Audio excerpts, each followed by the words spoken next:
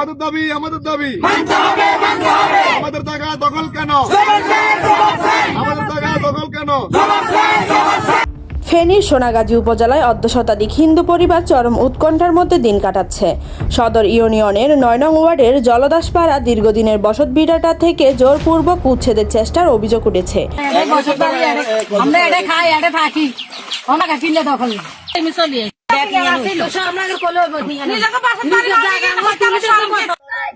এর প্রতিবাদে মঙ্গলবার চরখন্দাকার এলাকায় মানববন্ধন ও প্রতিবাদ সভা করেছেন ভুক্তভোগীরা। স্থানীয়দের দাবি, প্রায় ১০০ বছর আগে জলদাস সম্প্রদায়ের পরিবারগুলো নদীর তীরবর্তী খাস জমিতে বসতি স্থাপন করে। প্রজন্মের পর প্রজন্ম ধরে তারা সেখানে বসবাস করে আসছেন। নদী ভাঙনের কারণে কয়েকবার স্থান পরিবর্তন করতে হলেও সম্প্রতি পরিস্থিতি কিছুটা স্বাভাবিক হলে তারা আবার পূর্বের জায়গায় ঘর নির্মাণের উদ্যোগ নেন। অভিযোগ রয়েছে, নূর আহমদ নামে এক ব্যক্তি জমিটি নিজের নামে রেকর্ডভুক্ত দাবি করে ঘর নির্মাণে বাধা দেন। দাদা দিদি বসবাতি আমরা এখন থাকি, এখন এখানে নদীতে ভাঙে গেছে। আমরা ভিডিওটা উপরে আমরা কিছু ভাঙ্গি যখন উপরে উঠছি, উপরে উঠবে সাথে আমরা যখন রয়েছি আমরা যত বড় হয়েছি, আমরা এখন আবার এখানে জায়গা দিই আমরা ঘর দুয়ার বান্ধা করি আমরা চলমু। এখন অন্য একজনে আসি, এর নাম নুরা। এখন আমার এখানে মারি ধরতে দেন না, আমাকে ভিড়া ধরতে দেন না, ও আয় না। আমার দমকার ওইখানে বাড়িঘর বান্ধি এলাই তো কর, প্রকল্প কাটবো কর, মেডিটেডি কাটিয়ে না, ও একটা কিছু করি এলার আমার ঘরে মারি ছুতো দেন না, ধরতে দেন না। আমার ঘরে কর এখানে উঠে যাও, আমি এখানে প্রকল্প করবো। আমার বাড়ি ঘর উলট ফুলট করিয়ে কাড়ি ছিড়িয়ে প্রকল্প বান্ধি এলাই তো কর। এখন আমরা কি করি, আমরা কোথায় যাবো?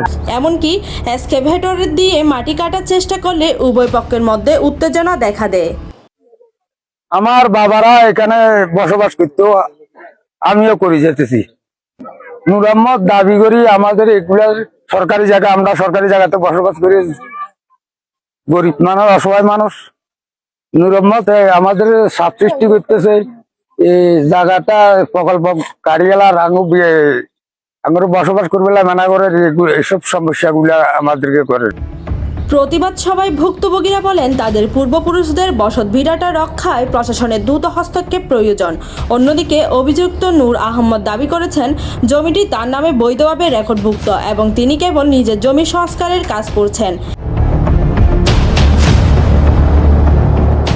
এলাকায় বিরাজমান উত্তেজনা নিরসনে স্থানীয় সচেতন মহল প্রশাসনের দ্রুত পদক্ষেপ কামনা করছেন। ভুক্তভোগী পরিবারগুলো জেলা ও উপজেলা প্রশাসনের জরুরি হস্তক্ষেপ দাবি জানিয়েছে। এতদিন আমাদের কোন অনিয়ম সৃষ্টি ছিল না, এখন বর্তমানে নূর আহমদ বলি আমাদের সরকন্দকার বাড়ি, উনি ওনার জায়গা মনে করি উনি দাবি করি আমাদের বসত বাড়ি থেকে আমাদের উচ্ছেদ করতেছে।